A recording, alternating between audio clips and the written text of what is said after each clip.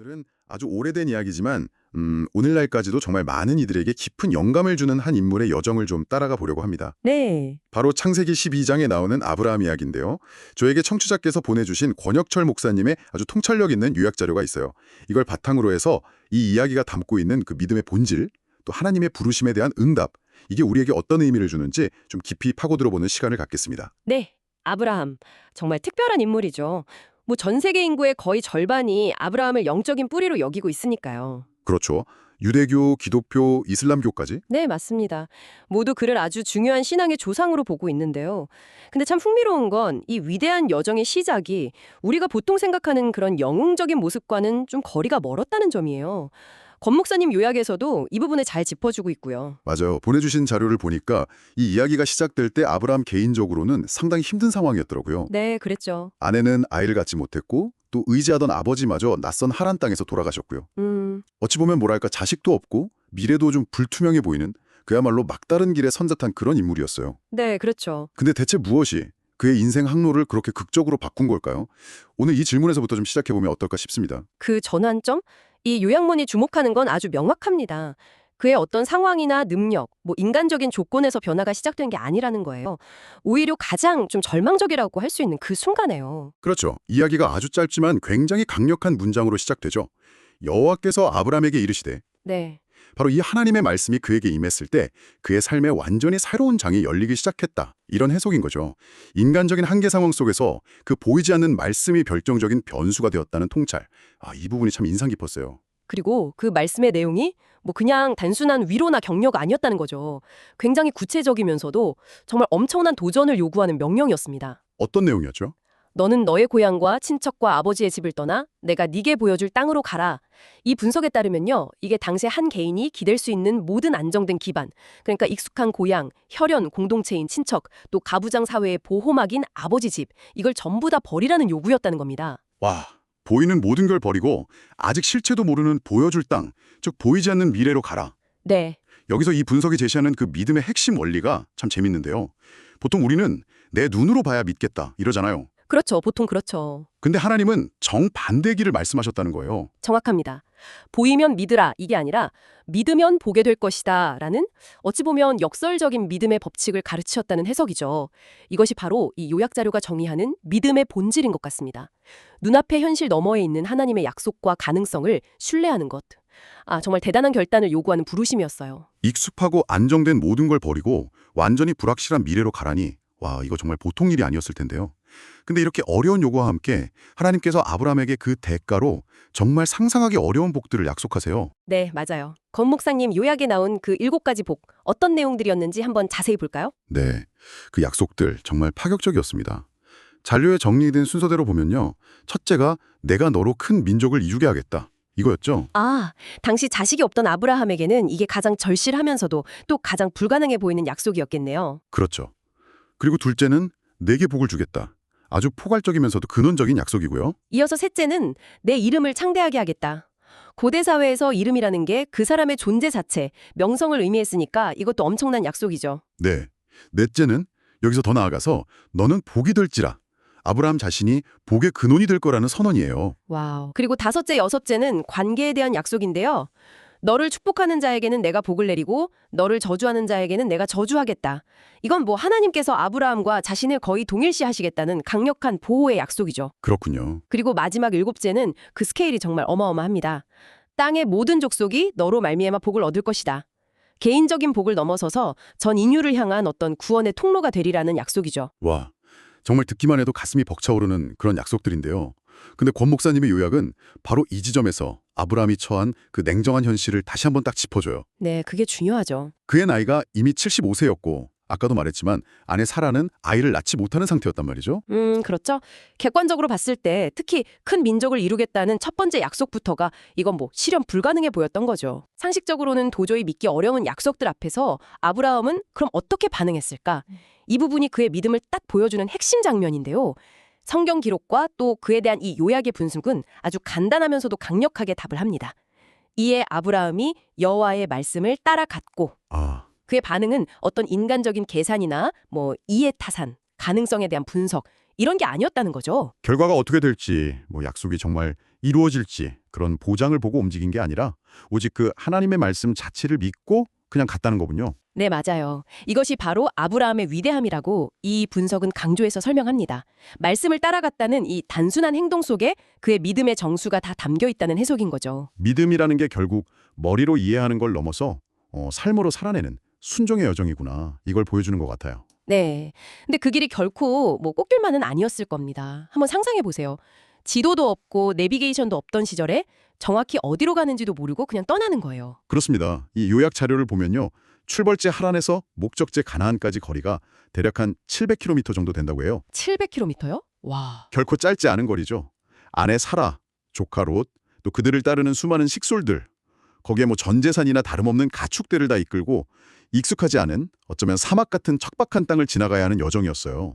이 분석은 그 길이 단순히 그냥 물리적으로 힘들었을 뿐 아니라 심리적으로도 엄청난 도전이었을 거라고 묘사해요.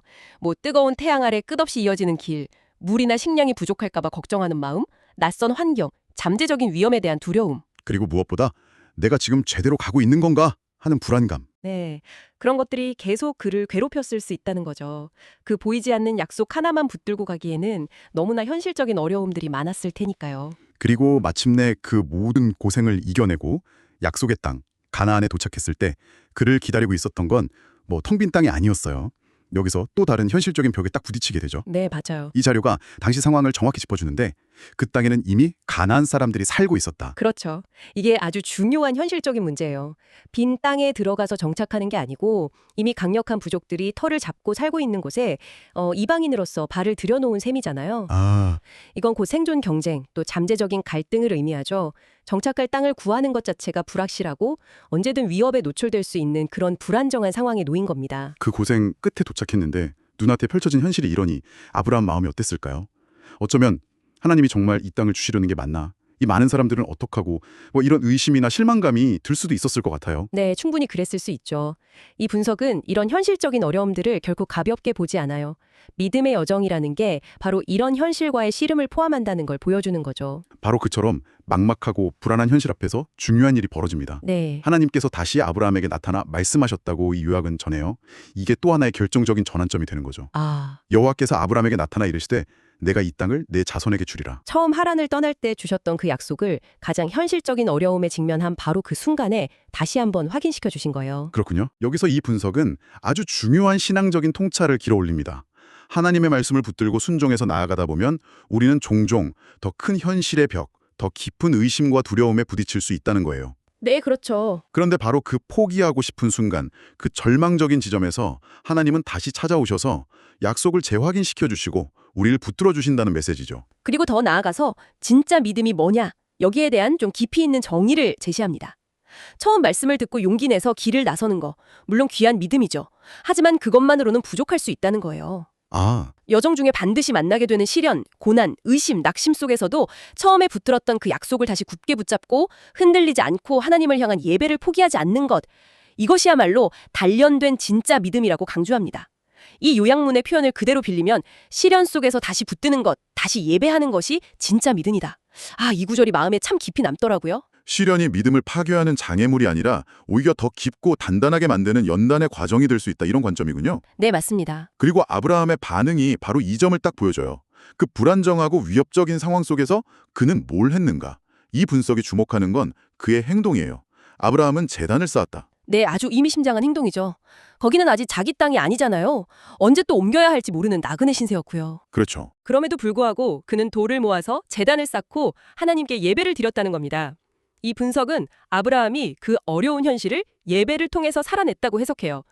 단순히 상황을 견디거나 불평한 게 아니라 예배라는 행위를 통해 하나님의 주권과 임재를 인정하고 그분의 약속을 다시 한번 자기 삶의 중심으로 삼았다는 의미로요. 그래서 이 요약 자료는 한 걸음 더 나아가서 이렇게까지 평가를 하더라고요.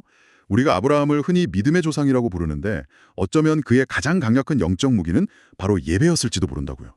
예배요? 네, 하나님의 이름을 부르고 자신에게 소중한 것을 기꺼이 드리는 그 희생 제사를 통해서 하나님과의 관계를 확인하고 그분의 임재 안에 머무르는 것.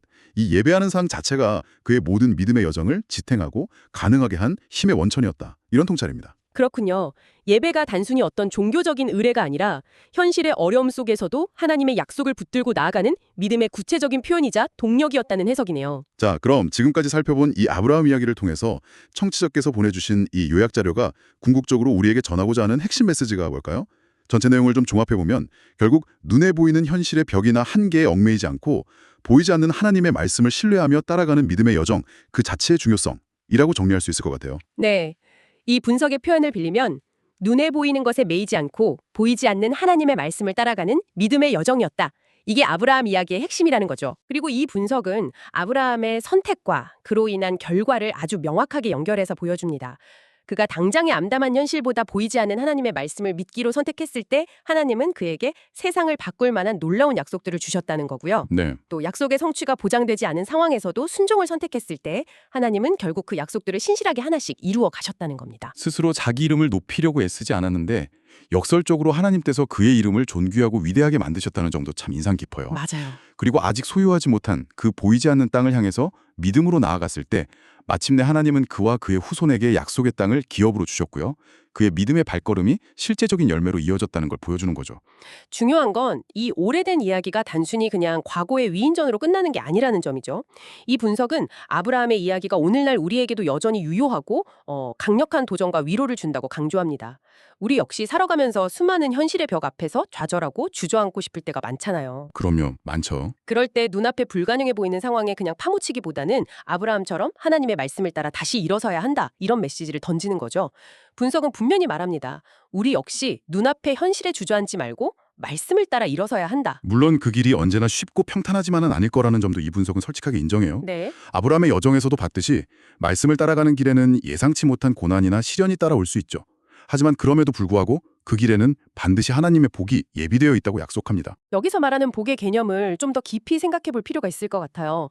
단순히 세상적인 성공이나 물질적인 풍요, 이것만을 의미하는 게 아니라는 점을 이 분석은 분명히 하거든요. 아, 어떤 복을 말하는 건가요? 그보다 더 근본적인 복. 그러니까 하나님이 나의 하나님이 되어주시는 관계의 복을 이야기합니다.